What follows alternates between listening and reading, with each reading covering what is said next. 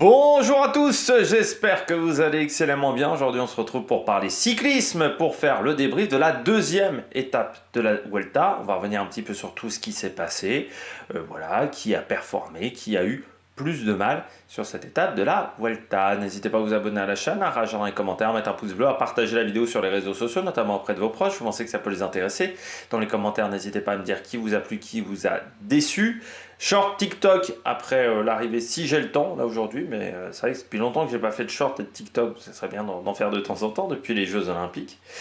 Et puis, si vous avez les moyens et que vous les soutenez en travail, vous pouvez faire un super thanks.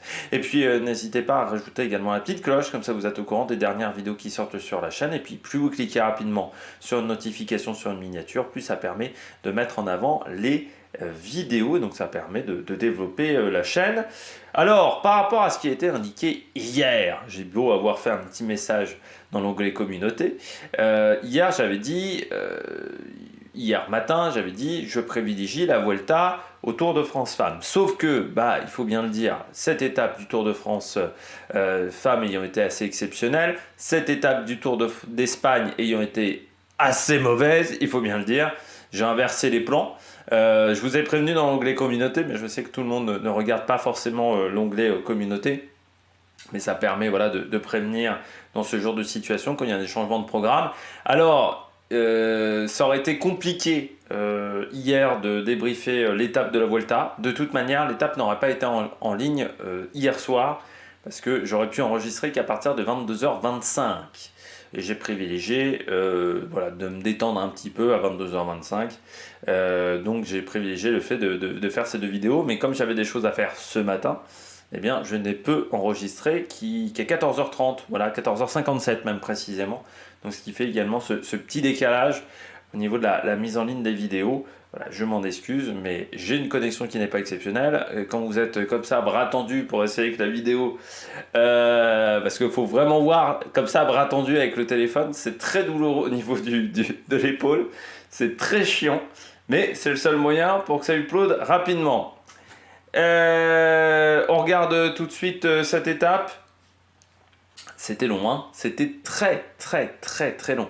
Pour tout vous dire, donc on a eu une moyenne qui était de 34 km/h et demi pendant quasiment jusqu'à la dernière heure de course. C'était long, c'était chiant. Malgré le fait que pourtant je regardais ça en parallèle avec le Tour de France Femmes, parce que j'avais les deux courses en parallèle, et bien c'était quand même chiant. Ce qui est ça qui est assez exceptionnel. Je me suis même demandé à un moment, tellement ça roulait pas vite, s'il n'y avait pas une grève, il y avait une info que j'avais ratée, tu sais, des mecs qui faisaient grève, parce que là on avait vraiment cette impression-là, hein, sur l'étape numéro 2, c'est-à-dire dès le deuxième jour de course, avoir un rythme aussi lent, hein, c'est pas arrivé souvent hein, dans l'histoire des grands tours. Je sais bien que sur la Vuelta on a parfois eu des étapes très lentes, mais là, putain, 34,5, waouh, c'était vraiment chiant. Pour tout vous dire, c'est que normalement, il devait y avoir un écart d'1 heure entre l'arrivée de l'étape de la Vuelta et l'arrivée de l'étape du Tour de France Femmes. Il y a eu 10 minutes. Je ne sais même pas s'il y a eu un peu plus de 10 minutes. Il restait 5 km. Voilà. Un peu plus de 5 km chez les filles quand l'étape des garçons est arrivée. Or, voilà, les filles sont allées vite, mais les garçons sont allés très lentement. Mais je crois qu'on avait genre 25 minutes de retard par rapport à l'horaire le plus lent. C'est vraiment assez rare. Maintenant, on a plutôt tendance à être en avance par rapport à l'horaire le plus rapide, plutôt qu'à être en retard par rapport à l'horaire le plus lent. C'était vraiment... je me suis dit, vraiment, il y a une grève. Parce que la dernière fois où je m'étais fait chier à ce point-là, mais vraiment où il se passe rien, et tu sens que les mecs n'ont pas envie de faire la course. Ouais, il y a eu Saint-Amand-Montrond cette année, mais même Saint-Amand-Montrond, je crois que c'était un peu plus passionnant. Vraiment, ça m'a rappelé, ça faisait depuis longtemps que je m'étais pas fait chier comme ça devant du cyclisme. Hein. Vraiment très longtemps, parce que c'était pour moi pire que Saint-Amand-Montrond. C'était vraiment long sur cette étape. Bon, on regarde tout de suite le résumé. Attaque dès le kilomètre 0, 194 km de l'arrivée, avec une attaque de Ruiz et une attaque de Maté, les deux équipes invitées sur ce Tour d'Espagne, Kern Pharma et Euskaltel-Euskadi. Première côte qui est arrivée à 182 km de l'arrivée, l'Alto do Lagoa Azul. Maté qui passe en tête, Ruiz prend la deuxième place, en sachant que sur les quatrièmes catégories, je crois que c'est le même barème que sur le Tour de France Femmes, au niveau du classement de la montagne. Donc avec des quatrièmes catégories où il y a des points pour les deux premiers. L'écart max sera de 5 minutes à 25 km de l'arrivée. Et puis après, vous avez Visma et Alpecin qui roulent très vite fait. Ça roulotte. Encore une fois, 34 de moyenne. Même s'il y avait 2600 mètres de dénivelé positif, ça reste quand même un train de sénateur. À 140 km de l'arrivée, donc le rythme a légèrement augmenté, mais on est à 2 minutes 40 d'écart entre les échappés et le peloton. Chute à 90 km de l'arrivée, crash entre Kepingler de la Bahrain Victorious et surtout Dylan Van Baarle. Dylan Van Baarle qui va abandonner. Alors pas tout de suite, il attendra encore une cinquantaine de kilomètres pour abandonner. On arrive au sprint intermédiaire, nous sommes à 54 km de l'arrivée. C'est Mattei qui passe en tête du côté du peloton. Caden Groves prend la troisième place devant Wout van Aert, quatrième. L'échappée est reprise 2 km après. Et à 30 km de l'arrivée, alors que nous sommes dans la deuxième, même avant la deuxième difficulté du jour, nous avons une attaque emmenée par Mauri Van Sevenant avec Marc Solé, le coureur de la UAE, qui seront rejoints quelques kilomètres un kilomètre après par une attaque de Kevin Geniet et de Stefan Kung. On sent qu'il y a une idée du côté de Stefan Kung, peut-être d'aller chercher ce maillot de la montagne à 23 km de l'arrivée. Alors que là, nous sommes dans la dernière difficulté du jour, et l'Alto de Batalao, chute de Matthias Vachek, le troisième du général, une chute provoquée par le public, un rétrécissement du public. Il y avait pas mal de monde sur l'étape. Le Portugal avait envie de montrer sa ferveur, mais parfois c'était un peu dépassé du côté de la police, On avait l'impression parfois qu'on était sur le Tour du Pays Basque et qu'il y avait beaucoup de spectateurs. Il y avait à peine la place à certains moments pour les coureurs de passer, ce qui a provoqué donc la chute de Vachek. Donc beaucoup de monde, mais peut-être pas forcément des spécialistes et des courses de cyclistes. Pourtant, il y en a quelques-unes au Portugal. Il y a le Tour du Portugal, mais il y a d'autres. Vous savez, ce fameux tour de Aleran Terro, dont on parle beaucoup au niveau des résultats pour les équipes espagnoles. Donc le tour de l'Algarve aussi. Donc voilà, peut-être le public pas très discipliné. À l'Alto de Batalao, Kung passait en tête et donc se retrouvait à être en bonne posture pour aller chercher le maillot de la montagne. Pourquoi ? Parce que le classement de la montagne, certes, Kung était à égalité avec Mattei, 2 points chacun, sauf que ensuite, pour départager les coureurs, on regarde le classement général. Et à ce petit jeu-là, Kung était bien mieux que Luis André Mattei. À 15 km de l'arrivée, Vachek est de retour, et puis on commence à préparer le sprint. Quelques ronds-points, un petit peu techniques, où ça passe bien parmi les coureurs. Et puis, on va avoir un gros virage sur la droite et une chute importante qui se déroule dans les premières positions du peloton avec Narvaez, avec Mats Poel du côté de la ADSM, le leader de la ADSM, et surtout Joshua Tarling qui va en plus taper le mur. Petite inquiétude de ce côté-là, du côté du coureur britannique. Et puis ensuite on arrive dans le sprint, mais entendu ce sont les coéquipiers de Caden Grove qui emmènent, avec Wout van Aert également, même si on voit un petit peu la DSM et Intermarché, mais on se perd du côté d'Intermarché notamment. Et Affini emmène dans le dernier kilomètre, sauf que il manque Van Baarle qui a abandonné, ce qui fait qu'Affini est obligé de lâcher Wout van Aert à 300 mètres de l'arrivée. C'est un petit peu loin et il est débordé par Caden Groves à l'arrivée. Note de l'étape, alors moi j'ai mis 2 sur 20. Vraiment là je me suis et 2 je crois que je suis encore gentil. Il s'est rien passé. On s'est fait chier comme des rats morts, mais il s'est rien passé, alors que pour moi au niveau du parcours c'était pas si plat. Et il y avait peut-être possibilité un petit peu de gêner les équipes de sprinteurs, parce que tu t'aperçois que véritablement il y a 2 équipes qui roulent un petit peu. Et chez Visma, on ne roule pas à fond, c'est surtout Alpecin qui roule. C'est-à-dire qu'il y a une équipe vraiment qui emmène les sprints, et je me dis que c'est quand même triste qu'il n'y ait pas des coureurs qui tentent d'aller chercher une étape. C'est une étape de grand tour, qui ne tentent pas un peu plus. moi, je suis un petit peu déçu de ce côté-là. Après, peut-être aussi que ce Tour d'Espagne étant tellement difficile en termes de dénivelé positif, que ça fait peur aux coureurs de se dire je me lance à l'attaque sur les 2-3 premiers jours et ensuite je finis pas le grand tour. Et l'objectif est quand même de finir. Et donc c'est ce qui a peut-être aussi neutralisé les coureurs. Bon, je l'avais dit, hein, on est presque à un excès de dénivelé positif sur cette Vuelta. Au bout d'un moment, ça peut avoir des conséquences sur la course, ça peut bloquer la course. Et je pense que c'est ce qui a été le cas. Parce que là, oui, on a peut-être fait un peu trop. C'est vrai que lors de la présentation, quand j'avais présenté le parcours, c'était au mois de mars, au mois d'avril, parce que normalement je le fais, normalement je devrais le faire en janvier, mais j'arrive jamais à trouver le temps pour le faire en janvier. La présentation du parcours de la Vuelta, j'avais dit, c'est vrai que la deuxième et la troisième semaine sont pas mal, mais en réfléchissant après coup, la deuxième et la troisième semaine, il y a beaucoup d'arrivées au sommet, beaucoup d'étapes difficiles. C'est vrai que ça cadenasse un peu la course à un moment, hein. Il ne faut pas se mentir. Et comme cette première semaine, moi que je trouve pas extrêmement bien conçue, avec beaucoup de déplacements aussi, hein, dans cette première semaine, il y a beaucoup de temps de transfert, bah, ça aide pas pour les attaques non plus. Donc ouais, la course aujourd'hui était cadenassée, mais je pense que quand même il y avait quelque chose à faire pour les coureurs qui veulent aller chercher une victoire d'étape. Je pense qu'on pouvait peut-être faire un petit peu plus. Bon, on regarde tout de suite les coureurs au top. Attaque de Marlou! Les coureurs au top, Caden Groves. Caden Groves vainqueur aujourd'hui. Il y a, c'est pas facile pour Caden Groves parce qu'il sait qu'il est attendu, il sait que l'adversité est moindre que sur d'autres épreuves. Malgré tout, quand il arrive sur cette Vuelta, hier, il n'a pas gagné sur le Giro. Sur le Giro, c'est le 4e homme, enfin, entre 3e et 4e homme du côté des sprinteurs. Il n'a pas réussi à gagner, contrairement à Olaf Koy, contrairement à Tim Merlier, contrairement à Jonathan Milan. C'est le 4e homme à ce moment-là, Caden Groves sur le Giro.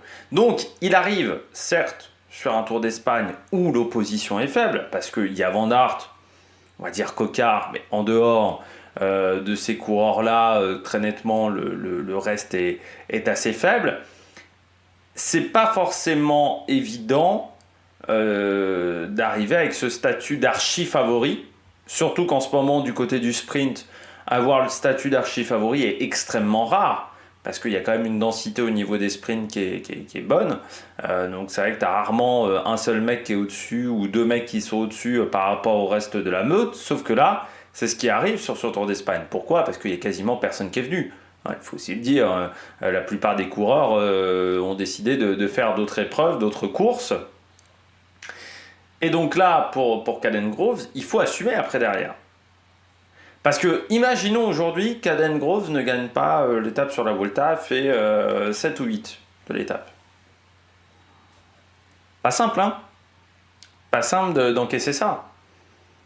Donc le fait de gagner cette étape, je dirais pas que c'était presque le service minimum, mais pas loin du côté de Caden Groves. Ils ont fait du bon boulot du côté d'Alpecin. Je trouve qu'il avait quand même beaucoup de monde autour de lui, même si ils se sont fait quand même déborder par Affini, mais il y avait du monde autour de Caden Groves. On sent qu'on aurait pu se dire, bon, Vergalito, par exemple, aurait pu peut-être être conservé pour d'autres courses, pour d'autres étapes, Quintana Hermans ici aussi. Non, on a décidé de mettre tout le monde au charbon. Donc ça a plutôt bien marché avec Vergalito qui a fait un gros travail pour canaliser l'échappée devant. Et puis, on n'a jamais laissé vraiment cette échappée espérer. De toute manière, cette échappée n'a pas forcément fait non plus les efforts pour tenter d'espérer. Quand on roule à 34 de moyenne et qu'on est quand même repris à 50 bornes de l'arrivée alors que ça roulait pas, c'est qu'on n'a pas forcément fait tous les efforts pour rester à l'avant, qu'on en a gardé sous la pédale. Et après, du côté de Caden Groves, il fallait contrôler ces 40 derniers kilomètres.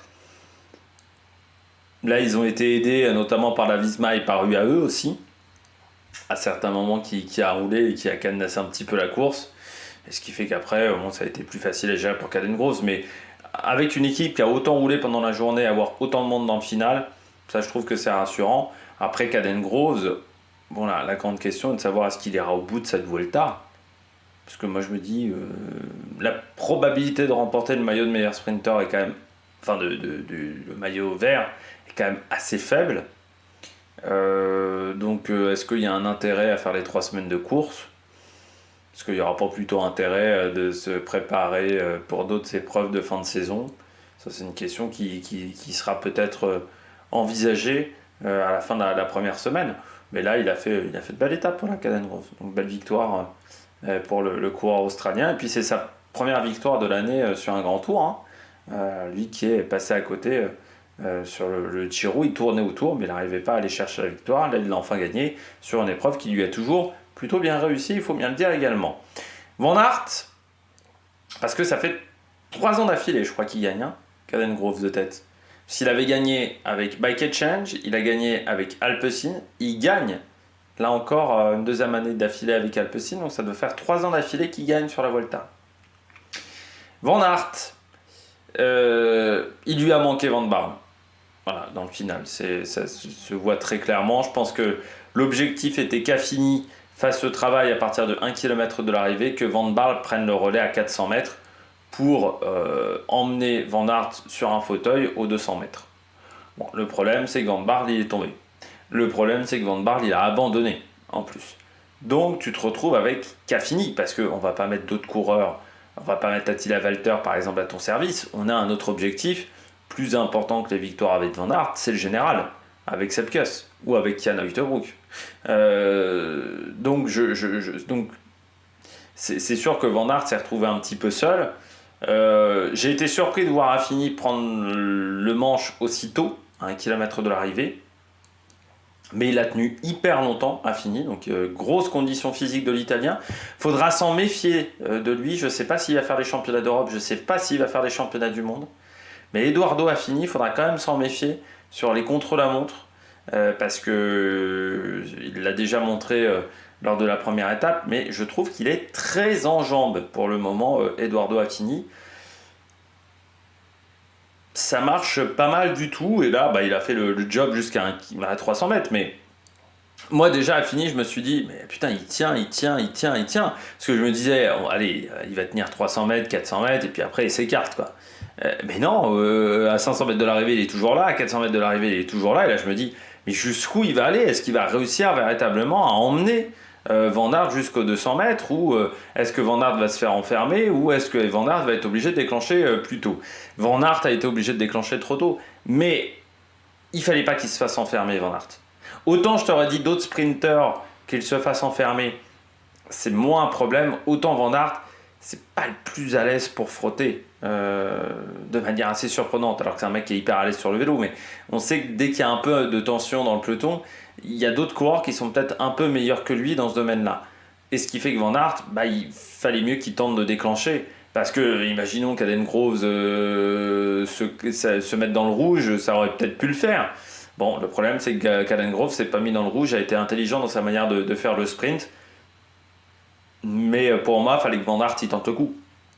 Il était dans l'obligation de tenter le coup, pour moi, Wout Van Aert, sur ce sprint, et de tenter le coup en partant de loin, parce qu'encore une fois, il te manquait Van Barle. C'est dommage, voilà, parce que je pense que l'idée de départ, c'était de mettre Affini, Van Barle, et ensuite Van Aert. Bon. Par contre, Van Barle, c'est quand même assez intriguant, depuis qu'il est chez Visma, les résultats sont pas exceptionnels, hein. C'est vrai qu'il a du mal à avoir un rôle important dans cette structure depuis qu'il est chez Visma. Alors que chez Ineos, bon, ça se passait bien. Chez Visma, c'est un peu plus compliqué. Puis je termine... c'est comme... J'ai envie de dire que, vous savez, je confonds souvent Van Barle et Van Poppel. Là, cette année, c'est vrai que la saison de Van Barle et la saison de Van Poppel, elles resteront pas dans les annales, hein, jusqu'à maintenant. Et puis on termine avec Pau Michael. Équipe invitée, équipe qui doit se montrer, tout simplement. Du côté de Kern Pharma et de Euskaltel, et ils ont des coureurs qui sont rapides, mais je pensais quand même qu'Aberasturi serait peut-être devant Pau Michael. Je ne m'attendais pas à ce que Pau Michael soit aussi performant.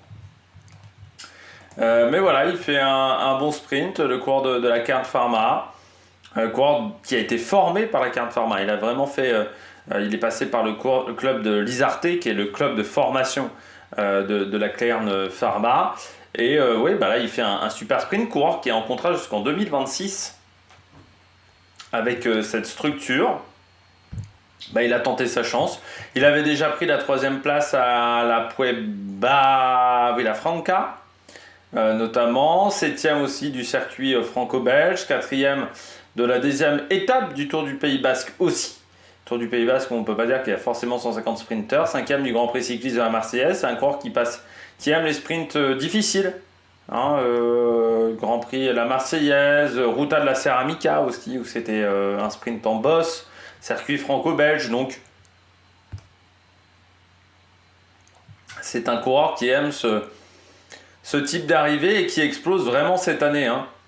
Quand je vois ses résultats, à part la 9e place l'année dernière sur la Puebla Villafranca, et sur le Tour de Slovaquie aussi, où il avait fait 6e d'une étape du Tour de Slovaquie et 6e d'une étape du Tour de Slovénie. Sinon, la plupart des résultats datent de cette année. Donc vraiment voilà une amélioration, des progrès pour Pau Miguel qui a 24 l'année demain 24. Voilà, il est né le 20 août. Voilà, Pau Miguel. Donc voilà, s'il arrive encore à faire un résultat aujourd'hui, ça pourrait être un beau petit cadeau d'anniversaire avec un petit peu d'avance du côté du coureur espagnol. Mais voilà, beau résultat pour lui et beau résultat pour Kern Pharma. Ça fait partie des équipes qui sont loin d'être assurés dans les années à venir d'être sur les grands tours à cause d'un nombre de points pas si exceptionnel que ça au niveau UCI. Donc c'est important d'aller marquer des points parce que c'est une équipe qui a 1518 points. Pau Miguel en a marqué déjà 380. Deuxième et troisième, c'est Pablo Castrillo et Francesco Galvan, également le troisième, qui a marqué pas mal de points, mais 1518, t'es pas assuré d'être encore en World Tour, en Grand Tour, parce que t'es 30e. Donc t'es à la limite des nouvelles règles normalement qui doivent arriver, où on prendra seulement les 30 premiers. Les invitations, pour être invité sur un Grand Tour, il faudra être au moins dans les 30 premiers du classement UCI, donc c'est important d'aller marquer des points. Une équipe qui a seulement gagné une course cette année, c'était sur l'Alpe Isère Tour, l'étape numéro 5 pour José Félix Parra. Mais voilà, quelques résultats. La France leur réussit plutôt pas mal, même 8e de la route Orangelle pour Galvan, qui avait fait également 8e de Cholet à Glotour. Nous venons de la classique avant Cholet, pays de la Loire. Et puis à Burgos, Berradé qui a pris la 4e place du général aussi sur cette épreuve. Voilà, derrière Kuss, Poul et Fischer Black, le coureur également qu'on suivra. Berradé, 26 ans, lui aussi formé par Kern Pharma, et donc avait déjà fait 5e du Tour du Limousin en 2021. 5e de la Crorès également, donc on verra s'il est capable d'aller accrocher un top 10 sur une étape de montagne difficile. On regarde tout de suite les bonnets d'âne. Premier bonnet d'âne du jour, Bryan Coquard. Après, moi j'ai quand même du mal à comprendre la stratégie de la Cofidis autour de Bryan Coquard, mais pas seulement. À quel moment on emmène Bryan Coquard sans emmener de lanceur ? Parce que quand tu regardes l'effectif, on en avait déjà parlé lors de la présentation des coureurs, certes, tu as Bryan Coquard, il n'a pas de lanceur. C'est Bryan Coquard quoi, un petit peu. Tu as Thomas Champion et l'Astra, et il te manque un poisson pilote. Je comprends pas cette idée. Alors je comprends pas cette théorie, mais qui est assez ancienne, cette théorie autour de Bryan Coquard, qui date de l'époque où il était chez Europcar. Donc, je peux vous dire que c'est une théorie assez ancienne, qui est de croire que Bryan Coquard peut s'en sortir sans train. Ça n'a jamais été prouvé. Pour moi, c'est un sprinter qui a besoin d'un train. Voilà. Même s'il fait de la piste, il a besoin d'un train, Bryan Coquard. Bon, ça semble quand même un peu normal. Et ça fait depuis des années que souvent, on l'embarque sur des grands tours, on lui met personne avec lui. Et comme en plus Brian Cocard cette année, c'est quand même moins bien que l'année dernière ou qu'il y a 2 ans, c'est-à-dire que cette année pour moi il concurrence pas du tout Mats Pedersen, bah en plus tu lui mets pas un train, bon tu cherches ta merde quoi un petit peu. Mais si c'était pour faire ça, fallait mieux pas l'emmener. Bon. Parce que là, il fait 14, mais on voit bien que, enfin on l'a vu déjà sur le Tour de France, mais c'est pas le mec qui aime le plus frotter, de toute manière il n'a pas le gabarit pour frotter. C'est une crevette par rapport à d'autres sprinteurs Cocard. Donc il faut lui mettre un train, il faut lui mettre des mecs pour le protéger. J'ai toujours dit que moi Cocard c'est un peu comme McEwen, il faut lui mettre des grands gabarits avec lui. Il faut lui mettre des mecs qui font un 85, un 90. Ça marchait très bien avec Walscheid. Walscheid il fait un 90, un truc comme ça, Max Walscheid. Ça marchait super bien avec Walscheid. Pour moi, je vous avais dit l'année dernière, le fait de perdre Max Walscheid, pour moi, c'était une grosse perte pour l'équipe Cofidis. Oui, parce qu'il a besoin d'avoir des grands gabarits comme ça à côté de lui, Cocard. Il a besoin d'avoir des mecs qui font... tu vois, par exemple, un Michel Ries, ça pourrait lui convenir. Il a aussi un grand gabarit qui est chez Arkea, mais il a besoin de mecs qui sont très grands et qui peuvent le protéger. Parce que sinon, quand il est obligé de frotter, Cocard, il rebondit comme une boule de flipper. Là, aujourd'hui, il fait 14e de l'étape. Il n'a jamais pu s'exprimer. À 1 km de l'arrivée, il est déjà au-delà de la 10e place. Encore une fois, malgré la faible opposition au départ de cette course. Donc, c'est difficile. Et il n'a pas des très bonnes jambes non plus. Hein. Encore une fois, il n'y a pas que le train qui était inexistant. Non, non. Il n'a pas des super jambes. Parce que malgré ça, il fait derrière Vlasov. Or, Vlasov n'avait pas de train non plus du côté de la Red Bull Bora-Hansgrohe. Donc, il y a la combinaison de ces deux facteurs. Je voulais voir un petit peu ces résultats depuis le début de l'année Cocard. Hop là, il est tellement loin que j'ai eu du mal à le retrouver, dis donc. Cette année, Cocard, il fait sur le Tour de France 3e du classement du maillot vert, mais meilleur résultat, c'est une 7e place du côté de Nîmes, avec seulement 3 top 10. 4 top 10, pardon, il y a aussi l'étape de Turin. Vainqueur à Regensdorf sur le Tour de Suisse, qui sauve sa saison, presque. Hein. Parce que Région Pays de la Loire Tour, il fait un top 5, 2 top 5 sur le Tour de Catalogne. Paris-Nice, il n'est pas dans le coup. Tour d'Oman, il fait une 2e et une 3e place. Muscat Classique, 4e. Alou-La Tour, il prend une 2e place à Maraya. 2e également de la classique de la communauté de Valence. Mais 670 points marqués cette année. Il en avait marqué combien l'année dernière ? 1180. Donc il ne marquera pas déjà plus de 1000 points cette année, parce qu'on commence à être un petit peu tard. Je trouve qu'au niveau des résultats, c'est moins bien que l'année dernière. Je regarde, en 2022, il avait pris 650 points.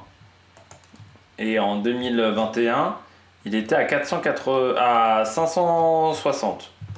Et en 2022, je me suis peut-être planté.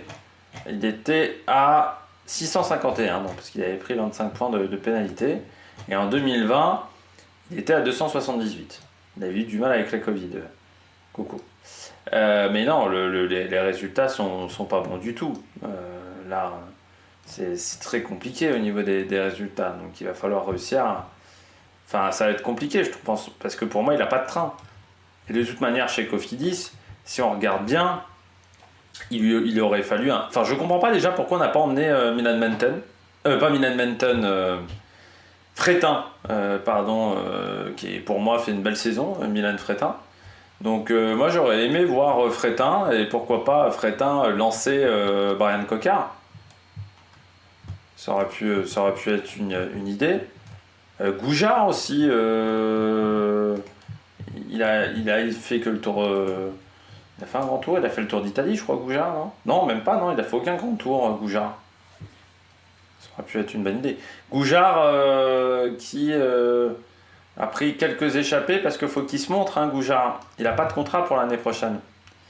Et son travail d'équipier n'a pas été forcément... Enfin, moi, j'ai pas eu le sentiment qu'il a fait un travail d'équipier qui a été impressionnant jusqu'à maintenant. Donc, s'il veut pas retourner chez les amateurs, s'il veut rester dans une grosse structure, il va falloir qu'il se montre, Alexis Goujard.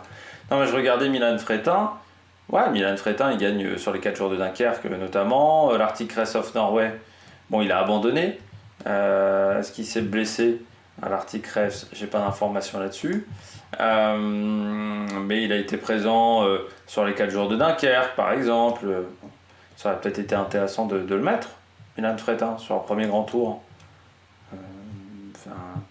Là, je trouve que c'est assez surprenant d'avoir voilà, pas tenté de faire un petit train. Tu as Oldani, par exemple, on aurait pu mettre Oldani, ça aurait pu être intéressant. Même un Anthony Perez aurait peut-être pu faire un travail pour aider Brian Cocard.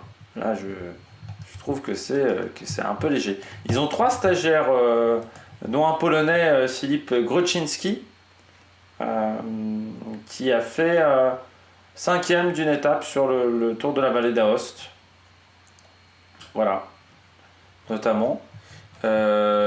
Groczynski, Ilan Larmet, qui était également sur le Tour du Limousin, lui qui a remporté la Sports Braise Elite, notamment, et les championnats de Bretagne. Voilà, quelques résultats au niveau national pour un coureur qui a 23 ans et qui est également aujourd'hui au Dinan Sport Cycling, qui était déjà stagiaire l'année dernière mais qui n'avait pas été recruté.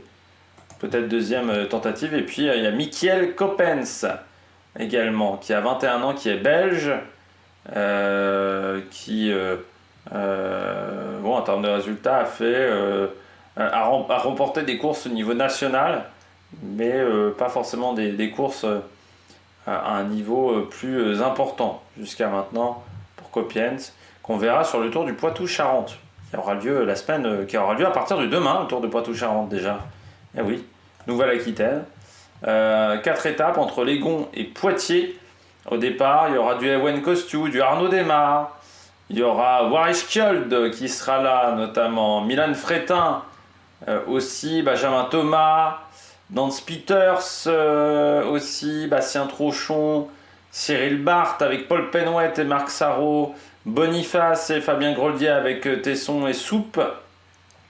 Enfin, Clément Aleno qui sera là avec Jet Sebol, aussi du côté de la Burgos. Salbi et Van de Piteux du côté de Bingo. La Carahura, il y aura Babor, notamment, et les Mikel aussi. Berwick, du côté de la Coratec, il y aura Bonifacio. Il y aura Adrien Maire du côté de la TDT. Du côté de la Polti, il y aura Lonardi qui sera là. La VF, la Bardiani emmènera Zamoncello ou encore Gaburo. La CIC, il y aura Maël Guégan par exemple. Puis il y aura aussi Saint-Michel, Nice et Van Riesel. Au départ de cette course, il n'y aura pas l'équipe franco-belge, j'ai oublié son nom, qui doit se réunir avec Bingol l'année prochaine. J'ai oublié le nom de cette formation. On poursuit avec rapidement Arnhem-Marit. Ouais, c'est dommage Arnhem-Marit parce qu'ils étaient plutôt bien en place du côté d'Intermarché. Et je pense qu'ils se sont fait déborder déjà par les DSM de leur côté. Mais ensuite, ils se sont fait complètement déborder. Et c'est vrai qu'Arnhem-Marit prend la 16e place. Là aussi, hein, il y a une opportunité pour le Belge d'aller peut-être chercher un gros résultat. Donc, il est passé à côté sur cette journée. Mais débordé parce que vraiment, ils étaient plutôt bien en place. Il y avait la DSM aussi qui était très bien. Ils n'ont peut-être pas choisi le bon côté de la route aussi parce qu'ils étaient côté droit. Caden Groves était plutôt côté gauche. Donc, ça a peut-être joué aussi. Ils étaient peut-être pas du bon côté. Mais dans le dernier kilomètre, ils sont déjà loin du côté d'Intermarché.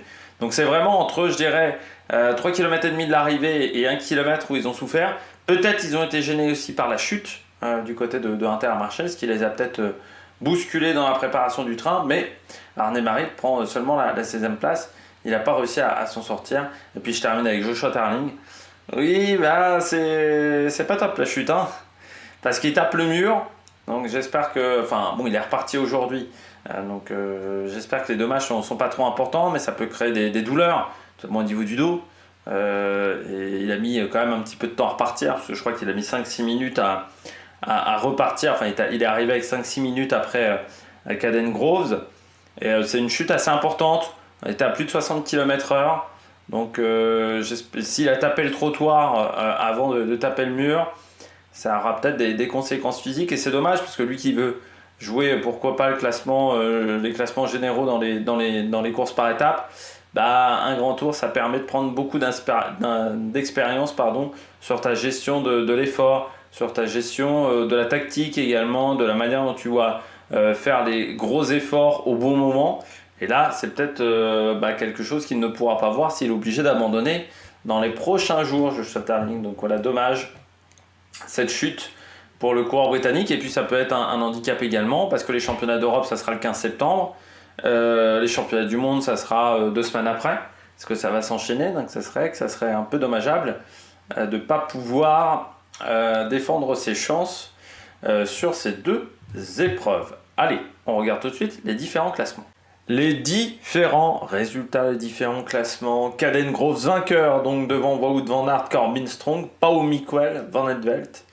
Pavel Bittner, 6ème, c'est dommage du côté de la DSM, ils étaient plutôt bien en place, mais bon, Bittner, c'est pas un pur sprinter, on va dire ça comme ça. Vous voyez Vlasov, 8ème par exemple dans les surprises, plutôt bien classé, peut-être qu'il va jouer le maillot vert.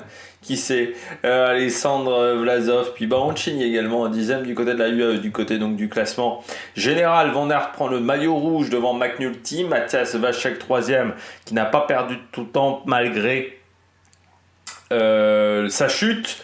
Kung a fini 4-5, premier français, Serre Mirail, toujours 9ème, juste derrière Primoz Roglic. J'ai oublié de vous dire également, donc Van Baarle a bien abandonné sur cette étape, et que vous avez les coureurs qui ont été remis dans le bon chrono, c'est-à-dire qu'il y a seulement quelques coureurs qui se sont retrouvés à perdre du temps, c'est Ibon Ruiz et Alessandro De Marchi. Tous les autres ont été remis dans le temps du leader, notamment les coureurs qui étaient tombés. Je pense à Narvaez, Starlings, ou je pense également à des coureurs qui étaient un petit peu plus loin. C'était le cas de Vergalito, Gébert, mais qui ont été reclassés dans le chrono de leader. Maillot vert, donc Caden Groves devant Van Aert, il y a 7 points d'écart. On retrouve ensuite Vachek, McNulty, Luis André Maté, Corbin Strong, Pau Miquel. Et donc Vlasov se retrouve 15ème avec 10 points. Donc, je vous dis que c'est un classement qu'il va avoir envie de tenter. Du côté du classement de la montagne, Kung est en tête avec 2 points, à égalité avec Luis André Maté, mais meilleur classement du côté du contre-la-montre, donc meilleur classement général de Kung, ce qui fait qu'il porte le maillot devant Maté, Roger Adria, Ibon Ruiz. Du côté du maillot blanc, c'est Vachek qui est en tête devant Tarning, Mauro Schmidt, Lipovitz, Kielmose, premier français dans ce classement. Que je descends. Je ne savais pas en fait s'il y a un français. Si, Thomas Champion, voilà, mais qui est quand même très loin. Et puis du côté du classement par équipe, c'est la UAE qui est toujours en tête devant la Lidl Trek, la Visma, Red Bull. Vous voyez, il y a eu un seul changement dans ce classement, c'est la Kern Pharma qui est passée devant la Soudal Quick-Step, ces 2 équipes étant à égalité de points. Nous on se retrouve donc ce soir pour faire le débrief de l'étape numéro 3 et puis demain à 7h pour la présentation de l'étape numéro 4. N'hésitez pas à vous abonner à la chaîne, à réagir dans les commentaires, à mettre un pouce bleu. Allez, ciao ciao sur la Production.